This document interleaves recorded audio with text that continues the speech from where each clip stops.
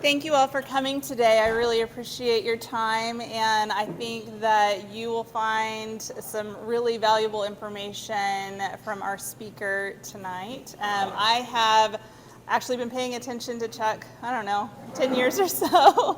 I've been to several of his events here in Oklahoma, as well as a couple nationally, and everything that you're going to hear today is going to change the way you think about how cities run. It certainly did that for me. So hopefully you gain some inspiration today. Charles Marohn, known as Chuck to friends and colleagues, is the founder and president of Strong Towns. He is a now retired professional engineer and a land use planner with decades of experience. He holds a bachelor's degree in civil engineering and a master's of urban and regional planning, both from the University of Minnesota. Marohn is the author of Strong Towns, A Bottom-Up Revolution to Rebuild American Prosperity, and of Confessions of a Recovering Engineer, Transportation for a Strong Town. Hi, it fell off of my... Okay, yep. Mm-hmm. Thank you, Justin. Okay. He hosts the Strong Towns podcast and is a primary writer for Strong Towns web content. He has presented Strong Towns concepts in hundreds of cities and towns across North America. I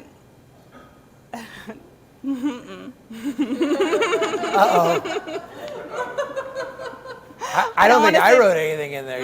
That's fine. No, I can't say the word, so we're just going to switch on.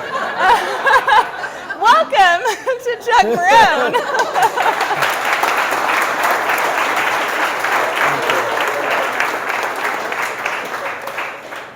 There's an unpronounceable word in my bio. I don't know what that could be, but I'm interested now. Been doing this quite a bit, haven't we? I think the first event I did in Oklahoma was in 2012. I know in 2013, Shane, you brought me in and we toured all over.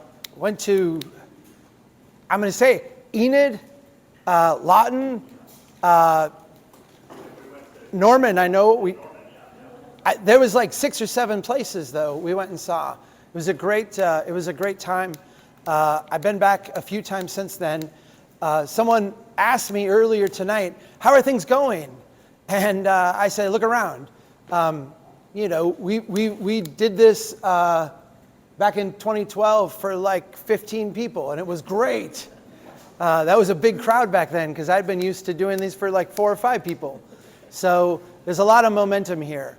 Let me just have 1 or 2 ground rule things before we start. I'm going to be talking and sharing information. You should feel free because you won't offend me, and actually it'd be pretty cool. If you want to get more to drink, more to eat, do that. This is a cool place. Feel free to get up and go do that. You won't be offending me in any way. In fact, it'd be more fun if you continued to, pay them and keep drinking the whole night.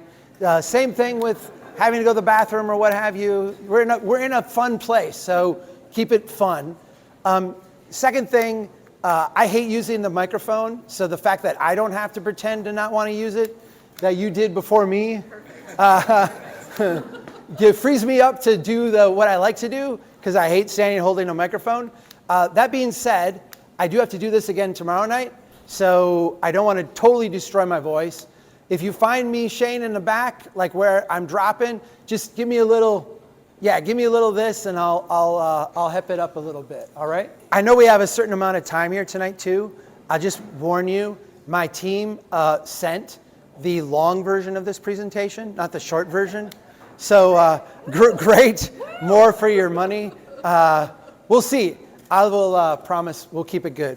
Let's get started. So when it comes to transportation, we have all these things that we want to do, right? We want to invest in growth. We want to invest in jobs. We've got all this stuff we want to build. We want to deal with congestion. We have all these things, but we just don't have enough money. We have these 2 generations of people, the baby boomers, the millennials, Gen Z. They seem to want something different from transportation investments than prior generations wanted. We would love to do these things, but we just don't seem to have the money. We have all these problems that we're facing, whether it's traffic congestion, wanting to build new pedestrian facilities, new transit facilities. We'd love to make all these investments, but we just don't have the money. What's the obvious answer to all of our transportation problems? Yeah, we just need more money, right? If you listen to the discussion here in Oklahoma, whether it's at the city level, whether it's at the state level, if you go to the federal level, our discussion about transportation comes down to one thing. How do we get more money? How do we get more money to do more things? How do we get more money to continue doing all the things that we've been doing? And where do we get money to do a whole bunch of more stuff that we feel like we need to do? I want to give you some context for the conversation about money because it's the wrong conversation. The American Society of Civil Engineers, which is one of the kind of premier organizations in terms of talking about transportation finance. If you ever get a story about transportation finance, they've almost surely quoted the American Society of Civil Engineers. They put out a report that said, in order to maintain our transportation networks at what they called minimum tolerable conditions. So this is not add anything new, build anything else. This is just maintain what we have at a pretty pathetic level. It would require us to spend an additional $94 billion a year from now on transportation.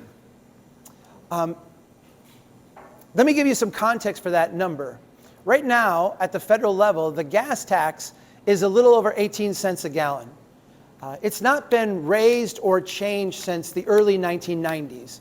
And as part of funding transportation, funding this $94 billion a year, one of the proposals was to index the gas tax to inflation. Let's bring the gas tax up to where it would be with inflation, and then, and by the way, this is before inflation, back when inflation was cute. I don't think anyone proposed this today. But back when inflation was very modest, the idea was, let's index the gas tax to inflation so that it will just automatically go up every year and keep up with the cost of living. If we did that, that would give us a gas tax of around 30 cents a gallon. Just for context, if instead of indexing to inflation, we index to GDP growth, so how fast our economy is growing. We often talk about making transportation in terms of making economic investments. That would also give us a little over 30 cents a gallon federal gas tax. What if we indexed it to the amount that we're driving? So every year we tend to drive more in aggregate. What if we raise the gas tax commensurate with how much we're driving? That would give us a gas tax of around 24 cents a gallon. But what if we wanted to raise the gas tax enough to cover that funding gap, that $94 billion a year shortfall that we have in just maintaining our system to the minimum tolerable condition? That would give us a gas tax of about 78 cents a gallon. Now, just to be clear, this has actually been modeled. I know Wisconsin DOT modeled this at one point. When they looked at this, the more you raise the gas tax, how do people respond? They drive less. And if you need to raise a certain amount of money, then you need to what? Raise the gas tax a little more because people are driving less. Then people drive less. And it becomes this circle, this feedback loop. They calculated that they would need an infinite gas tax with nobody driving. Obviously, that's not a policy response that works, right? The American Society of Civil Engineers in their report said that if we fail to make the proper investments in transportation, that American families and businesses over the next decade were going to lose $1 trillion. Failure to make those investments would cost us $1 trillion. In order to avoid that loss, the American Society of Civil Engineers recommended that over that decade period of time, the federal government spend $2.2 trillion on transportation. The American Society of Civil Engineers said that over the next 3 decades, if we fail to make the proper investments in transportation, GDP would grow by 1% less. And that would mean that the federal government would collect $540 billion less revenue over those 3 decades. In order to avoid that $540 billion loss, the American Society of Civil Engineers said we should invest at the federal level $6.6 trillion on transportation. That's the response I usually get. And let me put into words what's in your mind. Why did I come here tonight? This guy is full of it. No one would say that. Yeah, they actually did write that in a report. Let me show you how you come up with numbers like this. This is a highway outside of Los Angeles, Highway 91 in California. We just spent, and by we I mean federal taxpayers along with state taxpayers, paid $1.4 billion to add some additional lanes to Highway 91, one of the most congested freeways in the country. Here's how this was reported in the local newspaper. The project will give some relief to drivers in the regular lanes, raising their average rush hour speed from 8 miles an hour to 9.4 miles an hour. Now, I don't know anybody's life who's made better because they can commute at 9.4 miles an hour instead of 8. But let me tell you how engineers look at this and how the American Society of Civil Engineers looks at this.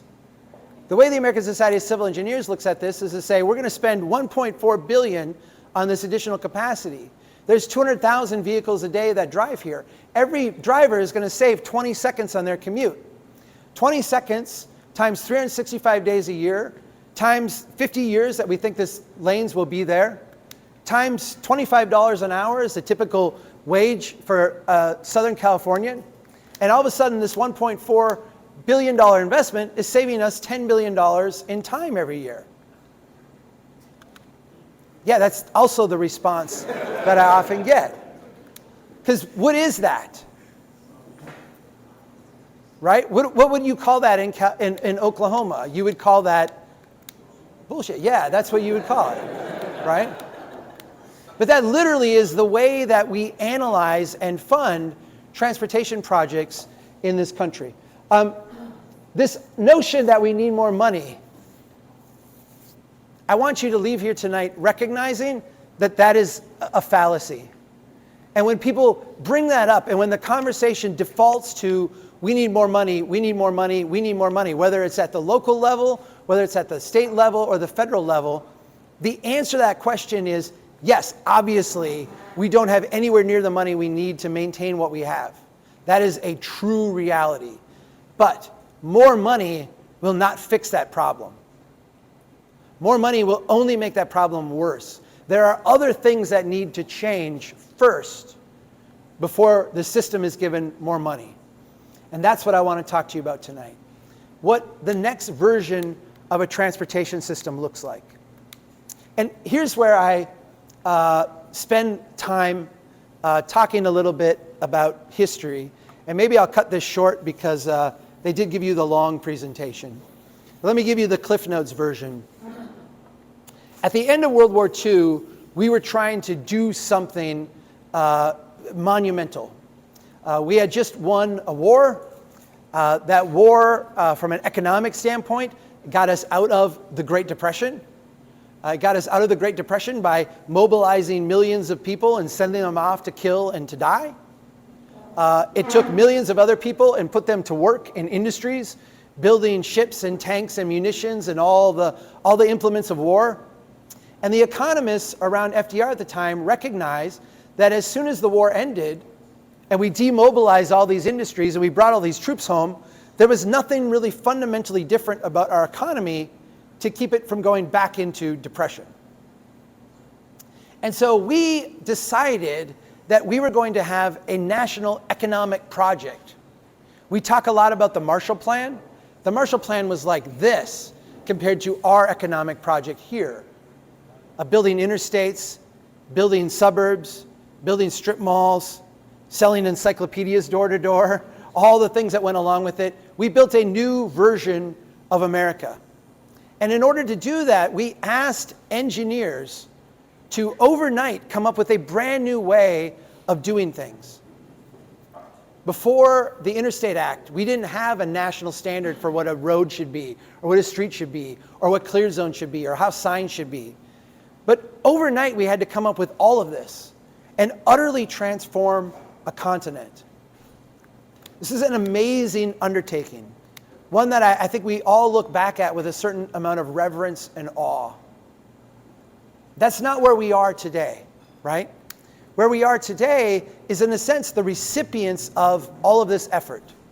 And now it's our challenge not to build the interstate system, but to maintain the interstate system.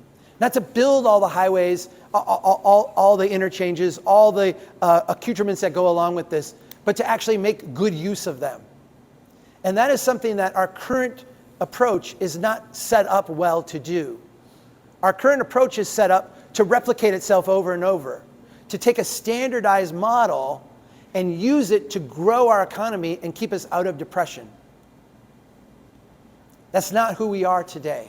We have a very different set of challenges. And so I want you to walk out of here tonight recognizing that the people of the past were dealing with a different set of challenges, and they dealt with it in a different way. We can criticize them. We can say they were wrong. We can say they were foolish. We can say they made dumb mistakes. People 50 years from now will certainly say that about us. But what I want us to recognize more than anything else is that we actually have to free ourselves from their approach because we actually have a different set of challenges. Let's get into what that approach looks like, because it's important to understand why they did what they did before we do something different. This is like a kid's drawing of the hierarchical road network. Everybody in this room, because this is the world we live in, intuitively understands the way that our roads and streets work, right?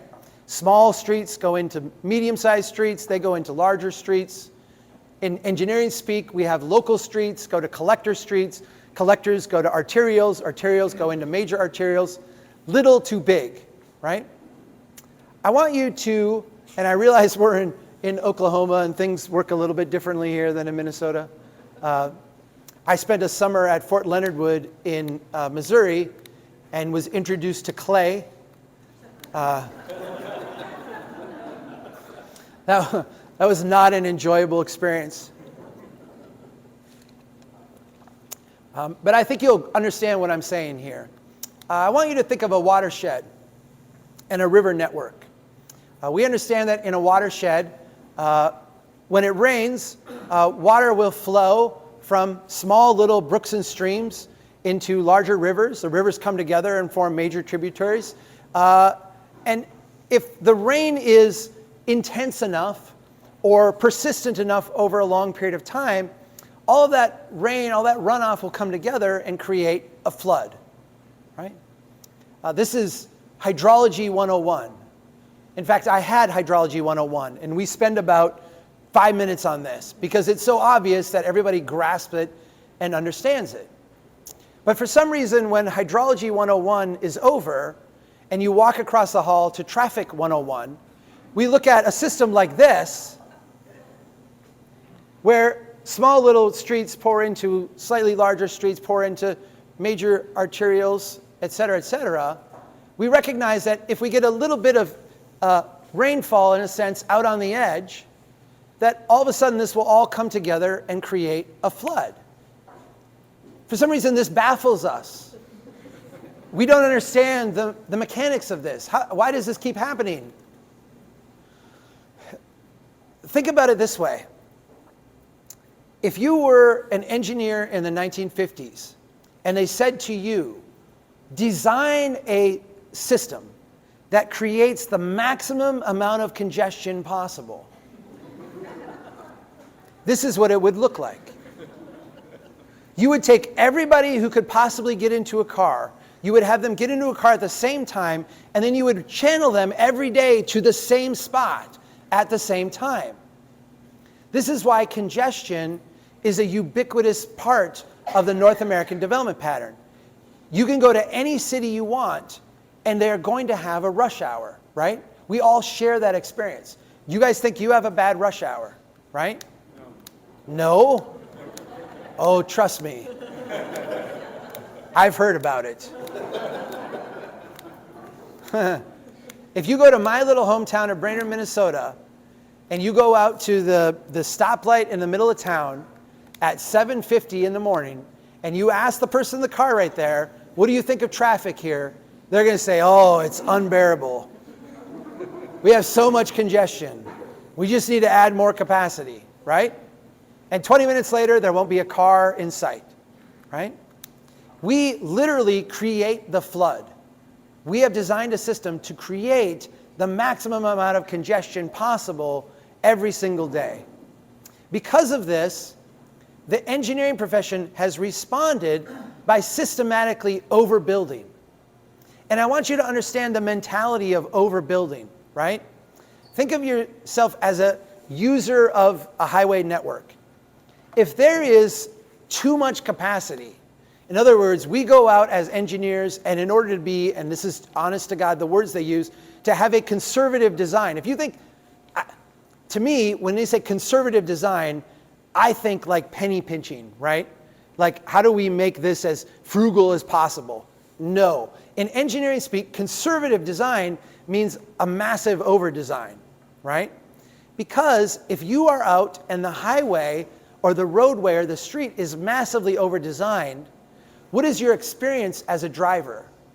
Do you notice the over-design? No, it's just an added feature of the roadway. But slightly under-design it. Under-design it just a tiny, tiny bit, and what happens? Unbearable levels of congestion. And so there's a built-in tendency to overbuild everywhere, all the time.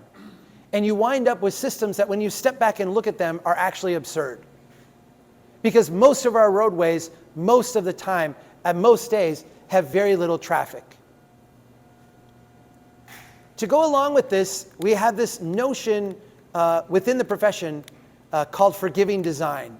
And if you're an engineer who is younger than me, and I'm 49, you might not have been introduced to the term forgiving. It might just be called design, right? The forgiving has been dropped. It's one of those old adages. But I want to tell you about forgiving design and where the idea comes from. So, in the very early automobile days, where we ran cars was on old wagon tracks. And think of an old wagon trail. If you were driving a horse and a buggy and you came up to a big tree or a rock or a gully, what would you do? You would just go around it, right? Not a big deal. And so if you look at old cart paths, they tend to meander and wind, right? They're not a straight line. But when we went out and put high-performance surfacing down, so we went out and put aggregate down or put a early asphalt surface, and then we ran high-performance vehicles on them, even at 30, 40 miles an hour, what would happen is all those obstacles became death traps. The rate of death on highways in the early days was absolutely astronomical. It'd blow your mind. In fact, we had 40,000 people, roughly, 41, 42, die last year on America's roadways. If we had the same death rate per mile traveled, that they had in 1935, it would be over 500,000 people died last year. Yeah, that's how deadly roads used to be, right? Engineers, and I'm going to say, engineers are really smart. If you give them a problem, they will find a solution. Engineers were given this problem and said, figure this out. And they came up with this idea of forgiving design, this idea that as part of our design, we need to actually understand the mistakes that drivers tend to make and then design the system to compensate for those mistakes. So what kind of mistakes do drivers make? Think about two drivers on a road going in opposite directions. We know that sometimes a driver will float a little bit in their lane for whatever reason. Maybe they look down at the radio, maybe the kid's yelling in the back seat. Whatever it is, they'll float a little bit. What we don't want is we don't want them to float across the center line and hit the car coming towards them. And so what do? We widen out the lanes. We give them a little bit of room to move. We know that drivers sometimes, with no malice, no recklessness at all will sometimes go off the side of the lane, right? They'll sometimes leave the lane. Maybe there's something in the lane. Maybe they, have something that forces them off. What we don't want is we don't want the driver to wind up in the ditch. We don't want them to wind up getting pulled off the road. So what we do is we give them a little bit of recovery area on the side.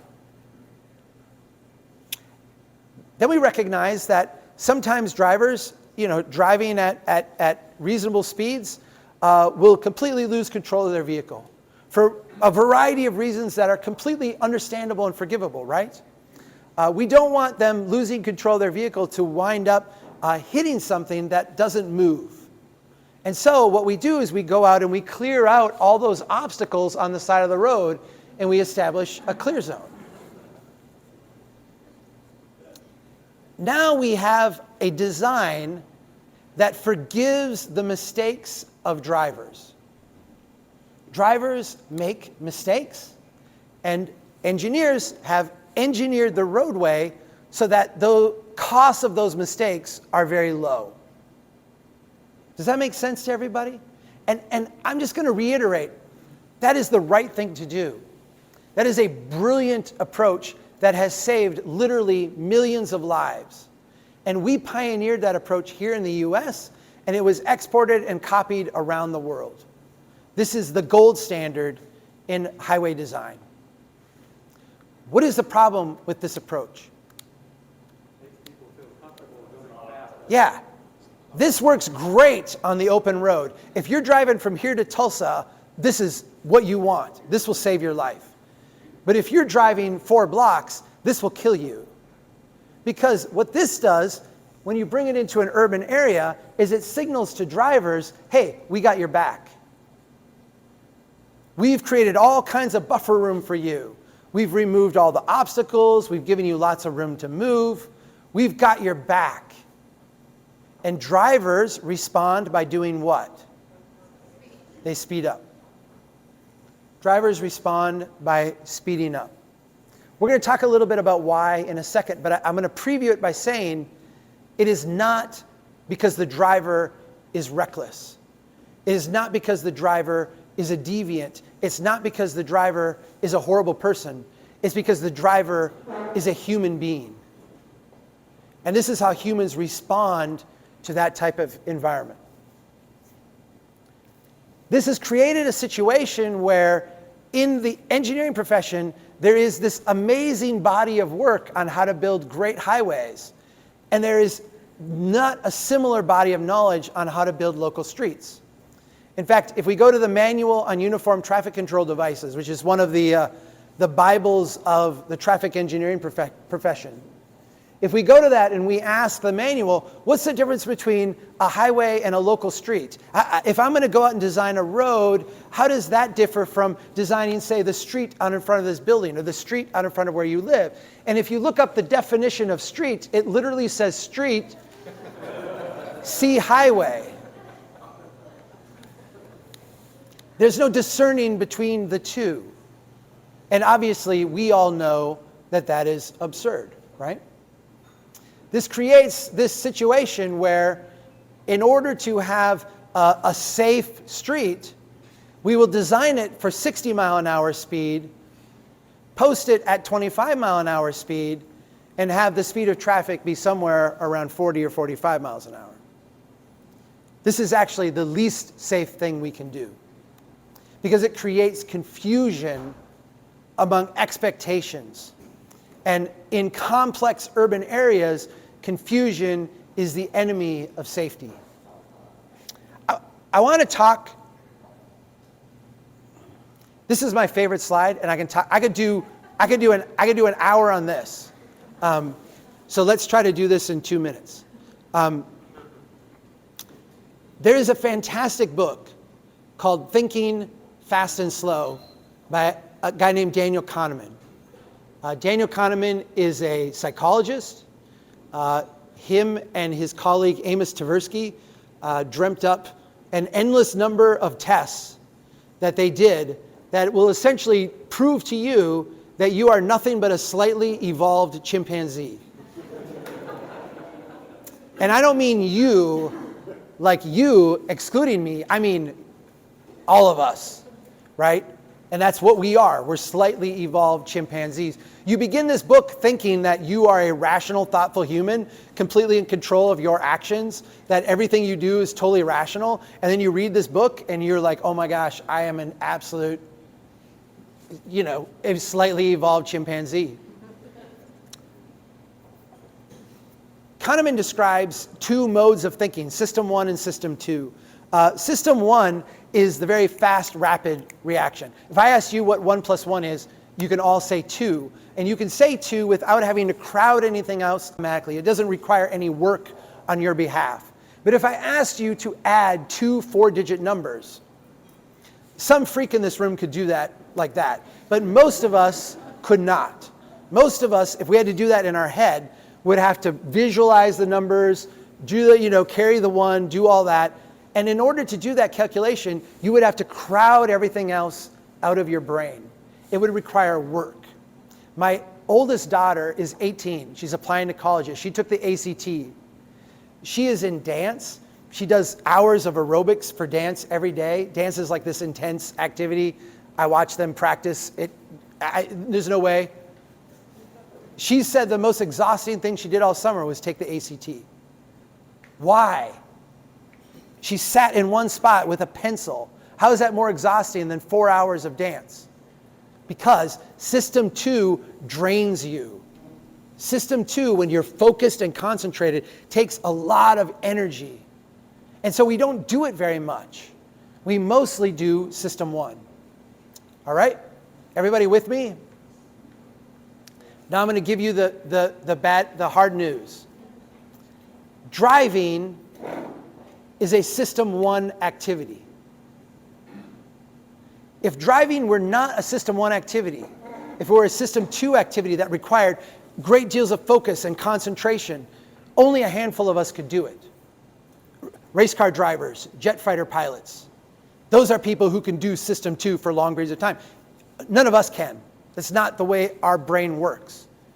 In order for us to be able to drive, it has to be a system 1 activity, one we can do passively without thinking.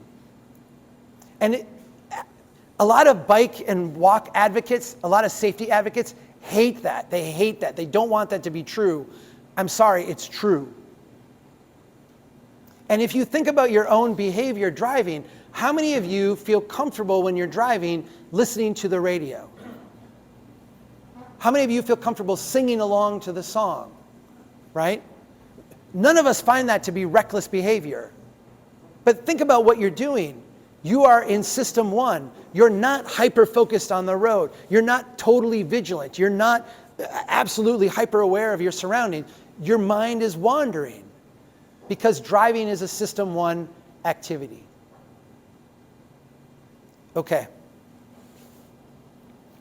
If we know driving is a system 1 activity, what does that tell us about forgiving design? When we go out and we widen out lanes and we create clear zones and we create buffer areas and we give drivers more room to work, what does that tell us about forgiving design? Yeah, it encourages people to drive faster. Again, not because they're reckless, not because they don't care about humanity, but because they are human. Think of yourself when you're driving along and you pull into a parking lot. I don't know how many of you have kids, but I remember picking up my kids from the school parking lot, right? When you pull in the school parking lot, what do? You turn down the radio, right? Why? Why do you turn down the radio? It's just as loud as it was. Why do you turn it down? Because now you've dropped out of system 1 and you're in system 2. You're looking for little kids running around. You're looking for parents who are going to get in your way, right? When you pull into a situation like that and you've got someone in the passenger seat, watch what happens. You both stop talking. You don't have to tell them, hey, hang on, I got to pay attention here. Please stop talking. They stop talking because they know you're no longer listening. If we want our streets to be safe, we actually have to signal to the driver in system 1 that they need to drive slower. What this means is that all of this stuff that we do to shame drivers is not only a waste of money and a waste of resources, a waste of energy, but it's actually insulting. Do you all have these? I have not seen the Oklahoma version of this. In Minnesota, we have the Towards Zero Deaths campaign, where we put up billboards telling drivers to pay attention. Hey, pay attention when you're driving. Okay? System one, you know.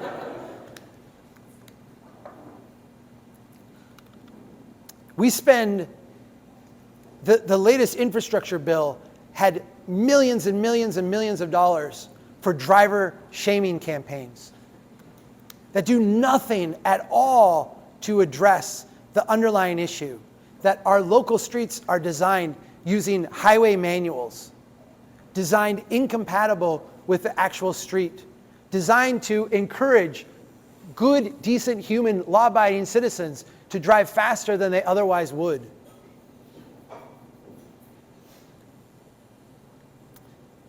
In the traffic profession, we do speed studies.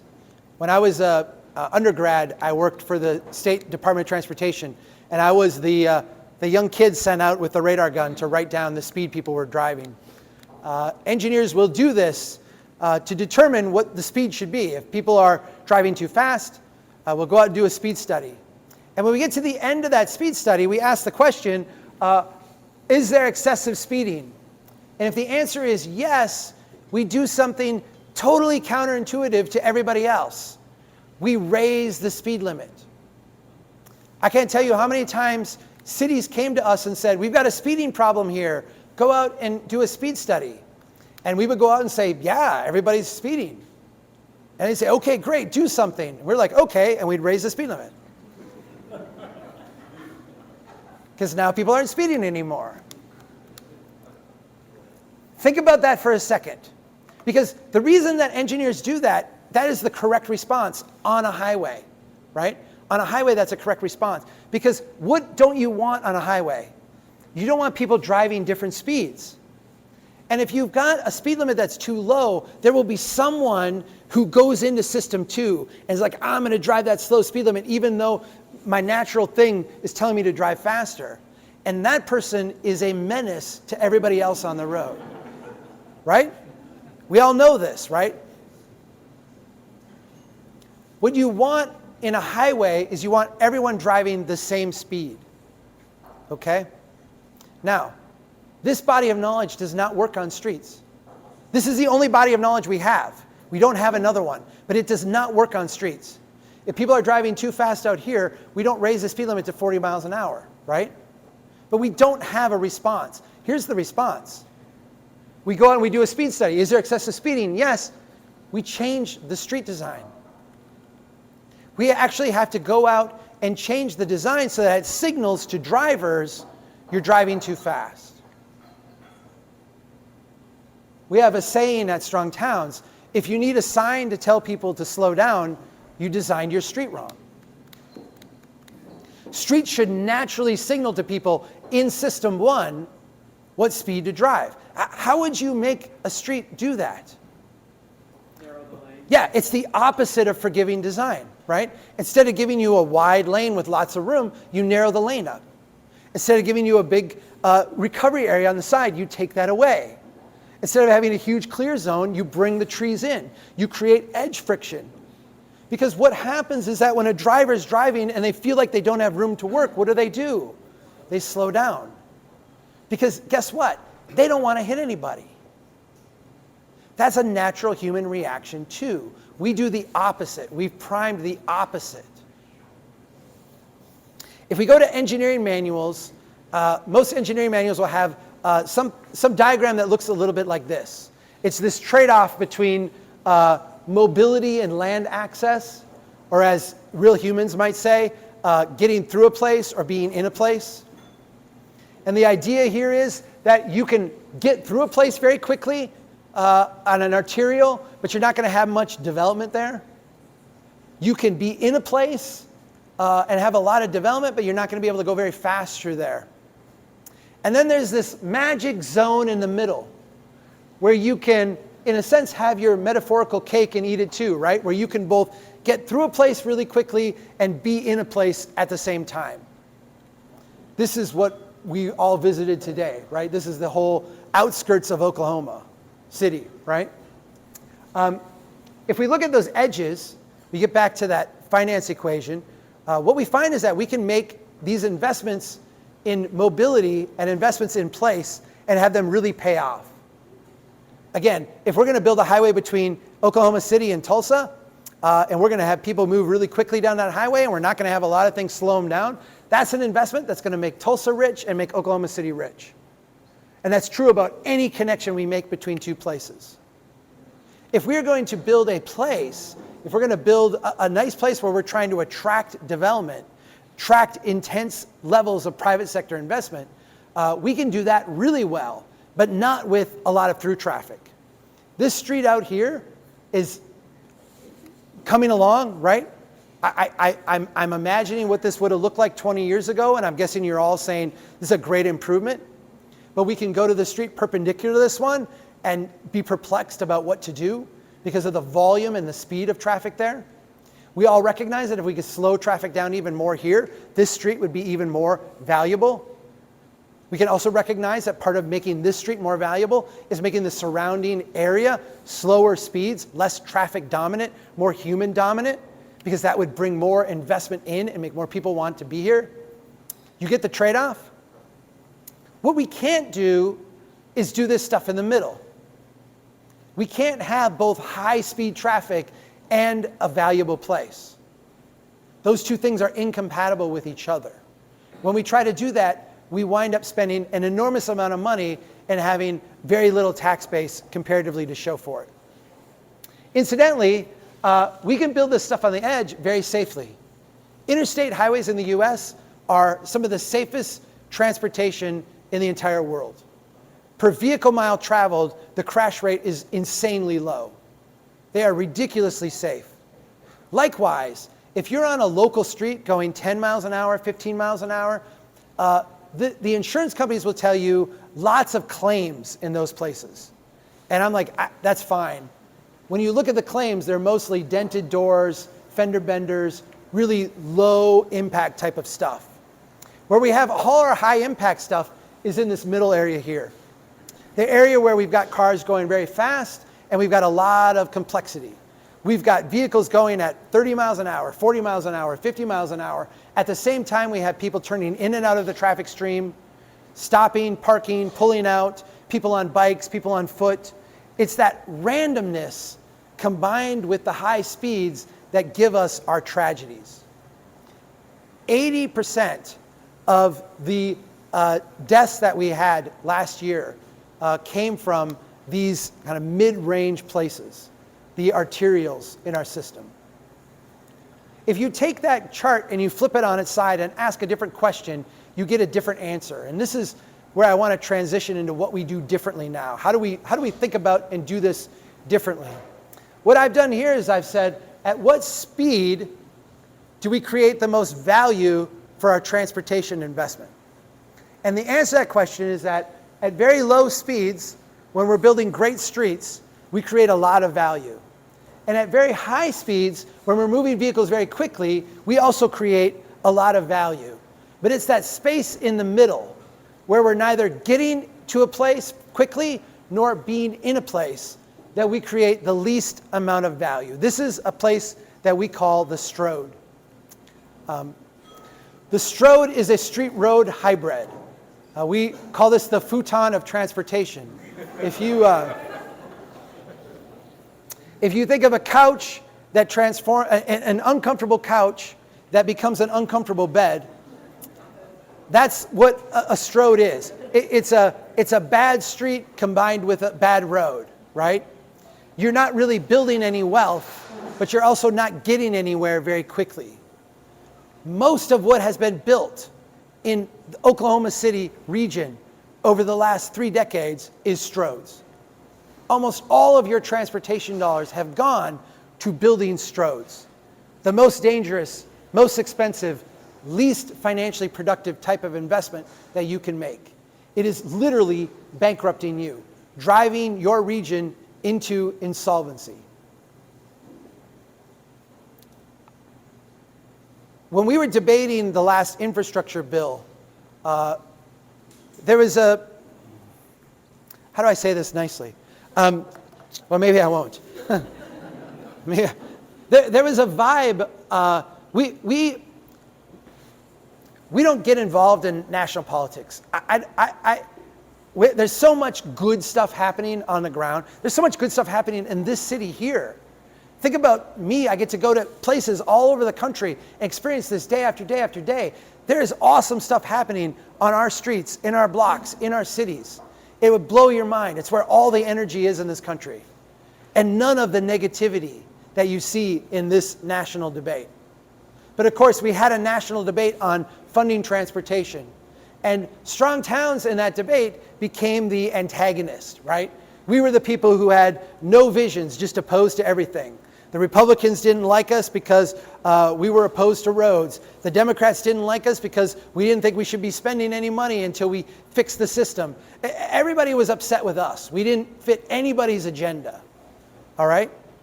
But I said, what we need to do is spend money on two things. One, maintenance. We've built more stuff than we have the money to maintain. We should not be building anything new, period, until we can maintain what we have.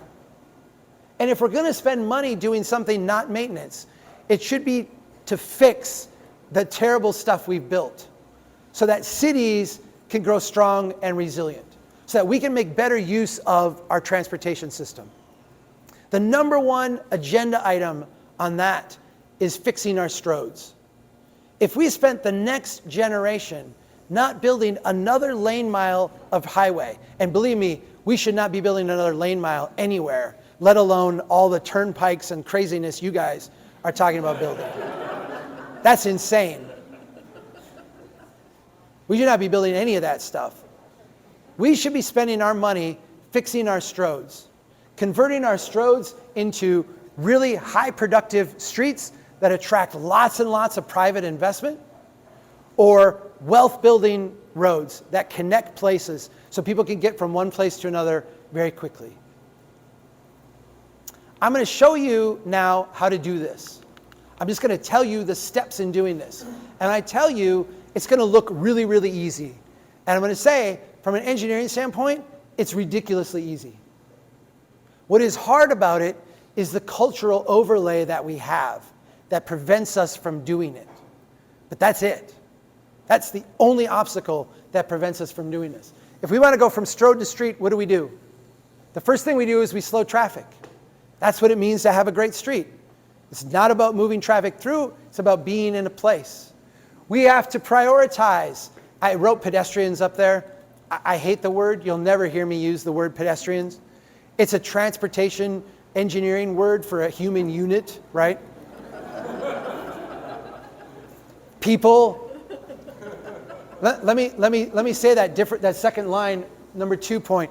We have to prioritize being in the place over getting through the place, right? If we actually want to build a great street, it's about being in the place, not about getting through. So prioritize being in the place. We need to attract lots of investment.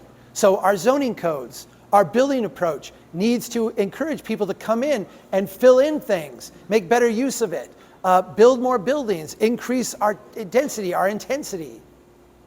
We need to embrace the adaptability of these places. We need to recognize that there is no manual for what a street should look like. A street needs to evolve and change and adapt over time as the buildings and the place itself adapts over time. If we want to go from stroad to road, then it's the exact opposite, right? We got to close our access points because we're trying to speed up traffic. We're trying to get things moving. We're trying to remove all the things that create infringement on our ability to go fast. We need to separate automobiles from other modes. Again, technical planning term. You can't ride a bike safely on the shoulder of a road with cars going 40, 50, 60 miles an hour. And I realize a lot of cyclists, that makes them mad. They feel like they should be able to do that. I'm an engineer. I cannot design it so you can do that safely. We need roads for bikes. We need roads for cyclists, but they need to be separate facilities, right? protected from high-speed traffic. We need to not allow the adjacent land use to be degraded by cheap development. We build that highway interchange, and wow, look at all the instant development we get. But we do it at the cost of everybody's traffic flow.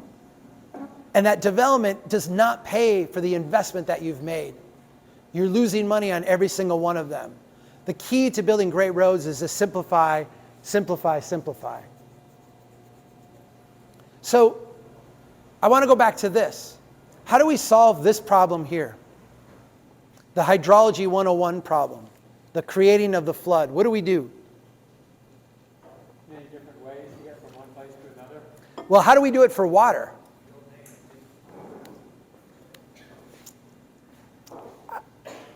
It's interesting because we used to build dams. That's how we used to try to solve this problem, by building dams. And there's a great book called Cadillac Desert. Anybody read that one? There's a nodding. It's a great book, isn't it? It's basically about our dam building obsession and how we tried to solve all these water problems by building dikes and dams and different waterworks. If we have a place that floods and we build a dam, what do we do as humans? Do we stay out of that area then? Like, ooh, this was, kind of protected and now it's safer, but we're going to stay out of that because it's a low. No, what do? We're a bunch of stupid fools. We go build right in there, right? And then do we maintain the dam? Hell no, we don't maintain the dam. Because why would you? There's only 10,000 people living, in the flood zone. We laugh, but this has happened over and over and over again, right? And maintaining a dam is often not very hard. It often involves not allowing trees to grow down through, literally going out once a year and mowing them down so their roots don't grow through the foundation. We don't do it. And we don't do it, why? Because we're lazy? Because we're distracted? Because we're dumb? No, because we're human. Humans don't do long-term things like that very well. And so we have a multi-trillion-dollar dam, if we want to call it maintenance, restoration, whatever effort coming over the next generation that we've not priced into anything. We used to deal with this that way. How do we deal with this problem today? Today, what we do is we go out in that watershed and we say things like, you can't fill in your wetland. You don't get to run that water right into the ditch. You actually have to retain it on site or take care of it. Why? It's not that big of a deal. It's just a little bit of water. Yeah, but it's a little bit from you, a little bit from you, a little bit from you, a little bit from you, and then we get a flood. And so what we do is we say, we're going to retain all of this close to the source so that it doesn't accumulate and become a flood. Are you with me? All right. Traffic 101. Voodoo. What do we do here? Well, we have tried, and I'm watching you continue to try, right? We have congestion. What do?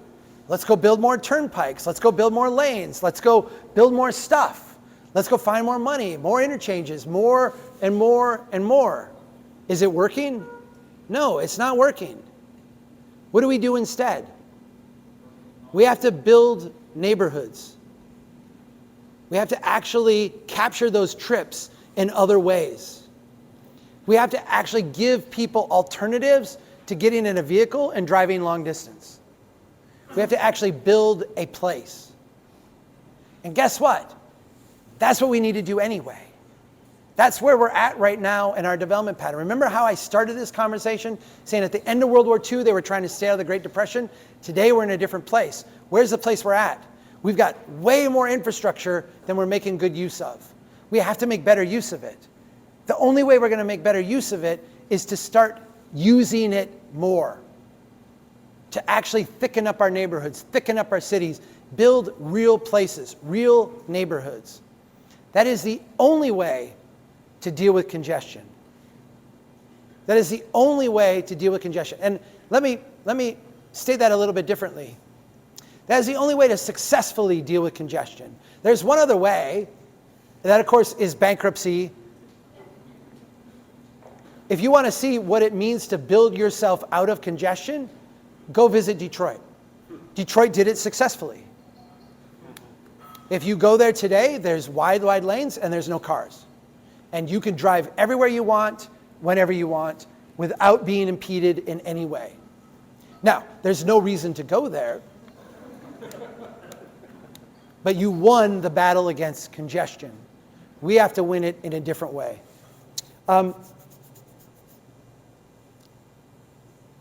This is there's a little interlude here. I'm going to skip it for time. But if you want to see this little part here, you can go on our website and watch it. It's really good. But I'm going to skip it because I want to do this, and then we're going to do whatever you're going to do. But I want to end with this, and I feel like this is the right time to do this. When an engineer goes out and designs a street, there's a certain process that they use. The first thing they will do is they will ask, what is the design speed that we are planning for this particular street? They will then look in some of traffic that we are expected to handle. They might project that out into the future and say, here's the future volume, but they'll say, here's the amount of cars we're expected to handle. They will then open up the design manual and say, okay, given that speed and that volume of traffic, what is a safe way to build this street? And then they will sit down and calculate the cost.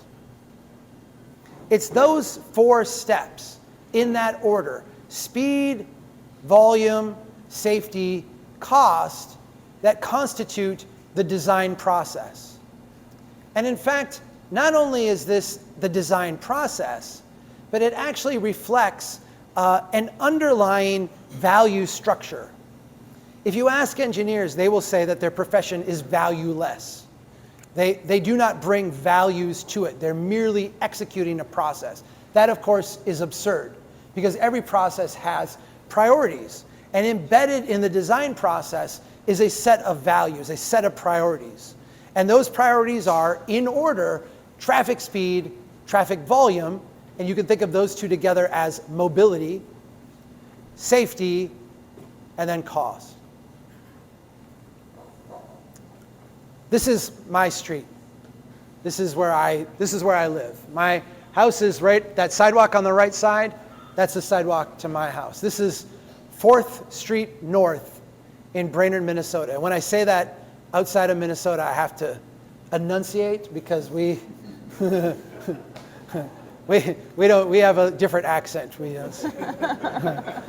I was interviewed once, and they were asking me about the state to the west of me. I'm going to enunciate again for all of you: North Dakota. And I was being interviewed, and it was like a national thing, so like it was a big deal. And then they were playing it back, and I was like, oh my God, did I really say? Yeah, I did. North Dakota, over and over. North Dakota. They're over in North Dakota. That's just how we say it, right? So I live on 4th Street North, which is a lot for a Minnesotan to say. This is my street. This is what my street looks like. Nice little residential street. I want you to think of the street where you live, or maybe a street where you would like to live, or maybe a place where you work or someone you love lives. I want you to think of that street, and I'm going to put you in charge of the values, the process that is going to be used to create that street. And this is going to be the audience participation portion of this. I want you to shout out at the same time what value you would pick first. If you're designing your street in front of your place, is it most important that vehicles be able to travel at a set speed? Do we want to make sure that as part of the process we can attain a certain design speed? Is it more important that we handle a set volume of traffic? If we have to make sure that the traffic flows through, that we have enough to handle the number of cars that we projected there? Is it more important that our design center around safety, that what we build is safe above everything else? Or is it more important that our investments be cost effective, that the money we spend be spent wisely and prudently and have a good return? If you were to pick your highest value, would it be speed, volume, safety, or cost? Safety. All right.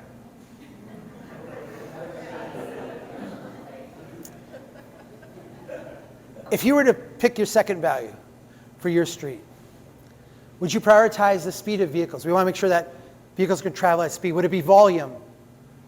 We got to accommodate a certain amount of vehicles. Or would you prioritize the cost effectiveness? Would it be speed, volume, or cost? Cost.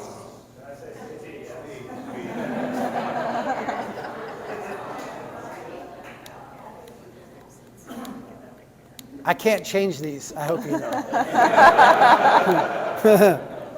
All right, so would you prioritize speed or volume? If you make sure that people can drive at a certain speed, but that's going to mean fewer cars get through? Or would you rather have them travel at a lower speed, but be able to accommodate more vehicles? Would you prioritize speed or volume? Volume.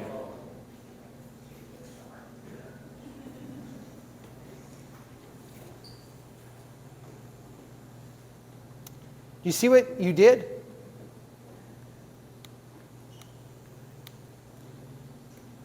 you see what you all did? I've done this exercise over and over and over across the country, in small audiences, in massive audiences, and I get the same answer every time. I've done this exercise in rooms of engineers, and I get the same response as yours. Do you know why? Because they're humans too, right? That value set on the right is actually a human set of values. Those are human priorities. That is what a moral person would do, right? Here's the thing. In the next month, in the next year, in the next few years, you are all going to have an instance where some proposal is made. We need to change this street design. We need to slow down traffic. We need to prioritize the place, people crossing on foot. And someone is going to stand up and say, oh my gosh, people are going to flip out. People are going to get so mad. When they drive slow, they're going to be irate. We can't do that. The controversy, the amount of pushback we're going to get. And your default is going to be to believe that. Because your default is going to be that nobody agrees with you. But I want you to recognize that everybody in this room agrees with you. We need to prioritize safety over speed. We need to prioritize safety over mobility. There is no debate about this. There is no argument about this. Everybody agrees. And so when that moment comes, you need to stand up with confidence, recognizing that all the people around you need is someone to say that.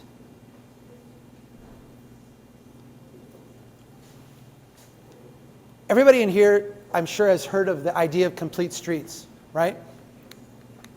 Complete streets is a very American kind of concept. There's a little everybody gets their share kind of thing, right? A little separate but equal kind of concept. It fits really well with us. I remember when Complete Streets first came out, I was a very young engineer, and I remember we all laughed about it. My book is called Confessions, by the way. That doesn't mean that I have transformed over time. But I remember we all laughed about it, because we laughed because streets are not they're for moving cars. Like, what are we talking about? Why are we talking about all this other stuff? I watched the engineering profession gradually shift their thinking about complete streets and start to embrace it. And today, I think the engineering profession widely embraces the concept. There's two reasons why. Number one, complete streets comes with a lot of money. there's a lot more money and a lot bigger projects, and that is really good for engineering budgets. And so it's easy to soften up people when you can increase their budget, right? But the second reason is that complete streets, as great of an advancement as it is, fits within that engineering priority paradigm of speed, volume, safety, cost. Engineers designing complete streets do not have to compromise their priority system in any way. They merely have to accommodate human beings, pedestrians, in their design. In fact, a complete street accommodates pedestrians in an auto-dominated environment. I get why this is a huge advancement over where we've been, but it's not good enough, and it's not where we need to end up. Where we need to end up is in a different place. Because a great street, a strong town, is one that accommodates automobiles in an environment dominated by humans. It's humans that create value. It's humans that do amazing things. It's humans that fall in love, write great music, start businesses, invent great products. It's humans that make places wonderful. When we design for humans and then accommodate automobiles, we are going to build things that are not only worthy of our time and energy and investment, but will outlive us and be something that we will be proud to pass on to others. If we do this, if we can shift our focus, not only will we find that we can actually make these investments on our budgets, we can spend way less money than we're spending today, but we'll get far greater returns, making our cities financially stronger and resilient, making our places better places to be, and helping our friends and our neighbors and the people living in our communities live healthier and more prosperous lives. That's what it means to be in a strong town. I'm going to stop right there, and I just want to say thank you again for the opportunity to come back to Oklahoma City. I have a feeling that I'm going to be back next year a couple times. We already have a couple dates maybe on the schedule. And when we come back next time, we'll have double this many people again. And because you'll all bring somebody, and we'll just keep this momentum going and going and going, right? Because more than anything else, I want you to walk out of here tonight recognizing that I'm not here trying to get you to go to Washington, D.C. and lobby for some money. I'm not trying to get you to vote for a particular party. I'm not trying to get you to support some legislation that we're trying to get passed. I'm trying to get you to fall in love with your place, to care about it, to devote your time and energy to it, and to do not the big, huge thing that needs to be done, but the small thing in front of you that you're capable of doing. If we all go home and do that, this place will be utterly transformed and unrecognizable in a good way. So, thank you very much.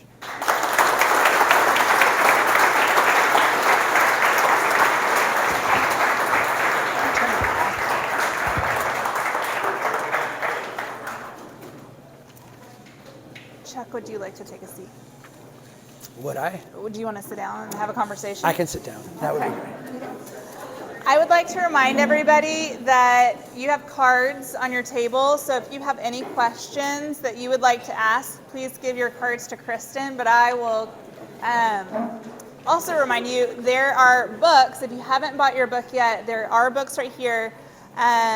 If there is not somebody there to check you out, just walk 2 doors down to the bookstore and pay for it.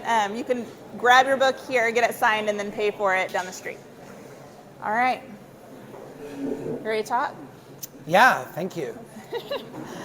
All right, so you talked about the MUTCD and how we're kind of beholden to that. Yep. A lot of traffic engineers kind of, the refrain we hear commonly is the federal funding it's required to have MUTCD as part of our plans to actually get the federal funding.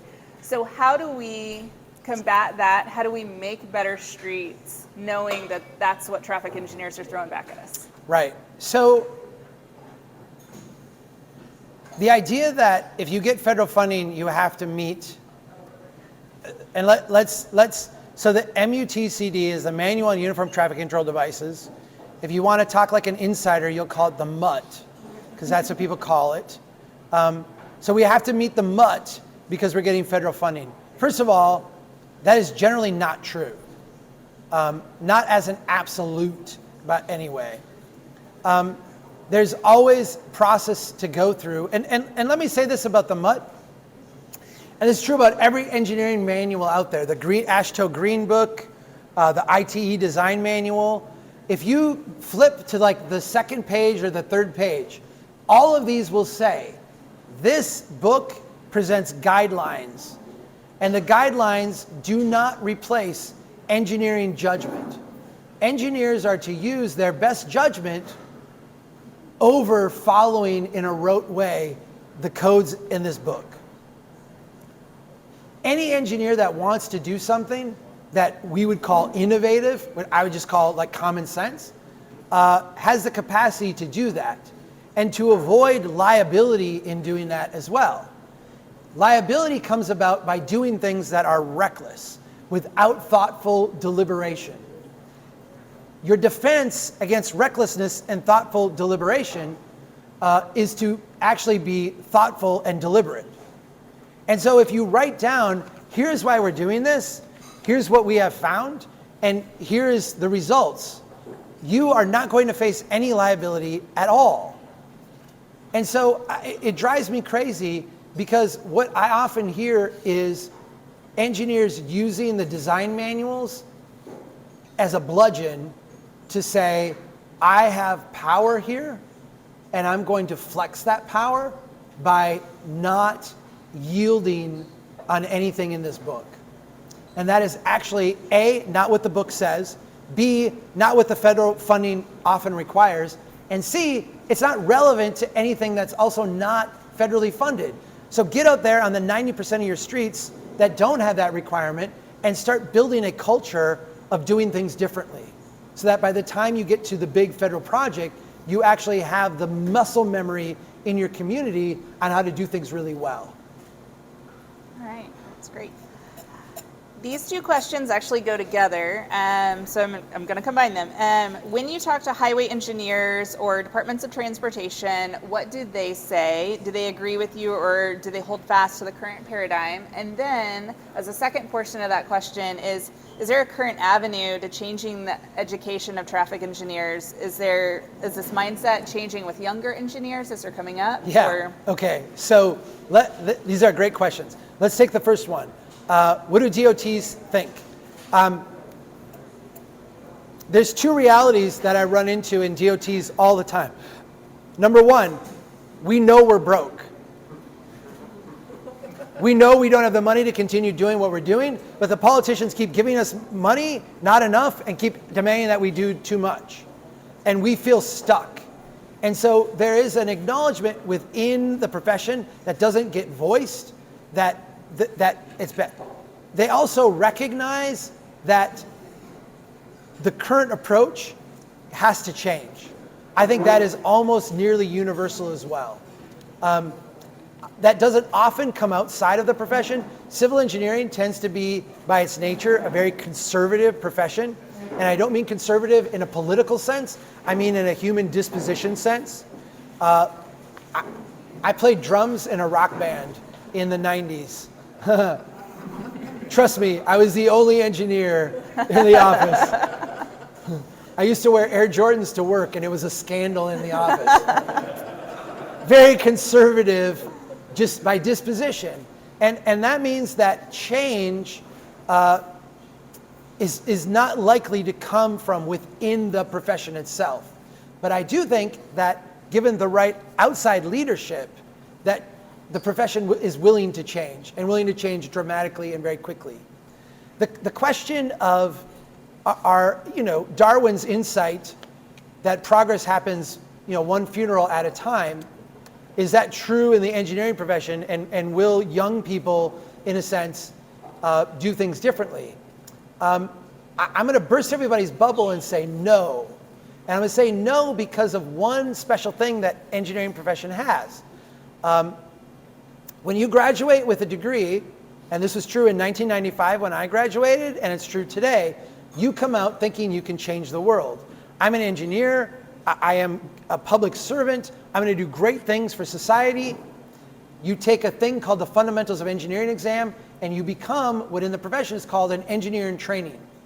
You have 4 years then of working in what everybody else would think of as an apprenticeship. That's kind of what it is, but you're working under the tutelage of another engineer. And they are teaching you how to be an engineer. Now again, a conservative mindset is teaching you how to follow standards, avoid liability, not stand out, not rock the boat, not be a drummer in a rock band. You know, like that's what they're teaching you. And then when you get to the end of 4 years on that, with their acceptance, so they have to vouch for you, you can apply to get an engineering license.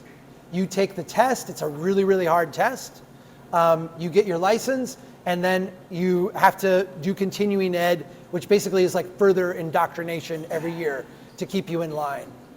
For those of you that have been following our website recently, you see I've run into a little kerfuffle with our licensing board in the state of Minnesota. The licensing process is a way to keep dissidents in line. And I think that there's a lot of internal momentum for reform that is stifled by a tiny minority of engineers who wield a lot of power through the licensing process over others in the profession. And that needs to change. You answered the question about the saga. Somebody asked about it. So how would this best be developed? How would this best be developed in a large city, square mile wise? Oklahoma City is gigantic. So Yeah. how do we begin to chip away at our problems? Okay. I'm gonna say this, and this is going to, so we just went through the second book, the blue book. I'm going to give you an insight from the first book, the red book. And this is going to sound insane to you. If it sounds insane to you, go to our website and read some stuff. Buy the red book from the nice bookstore next door. I'm going to say this, okay? And I want you to ingest it.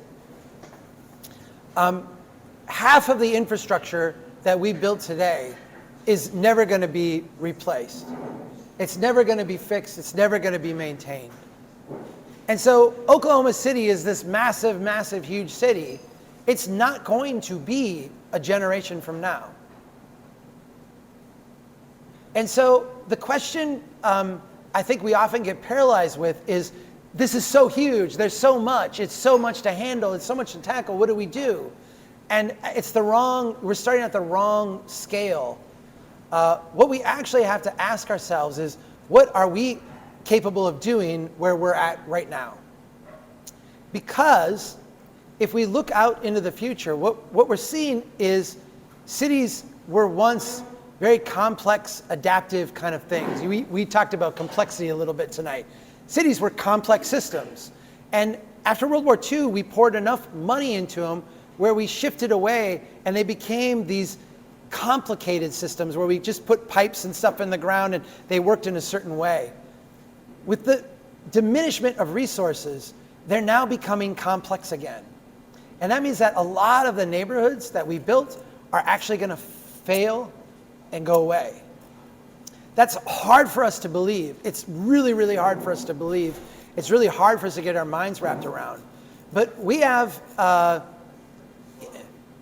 if you look at Oklahoma City, I have not done the numbers here, but we've done the numbers in similar cities. And for every public dollar invested in the ground, you probably have $1 or $2 of private investment. You should have $30 or $40. The ratio's all wrong. You don't have enough tax base to actually maintain the stuff. And so the question of how do we solve it needs to be reduced down to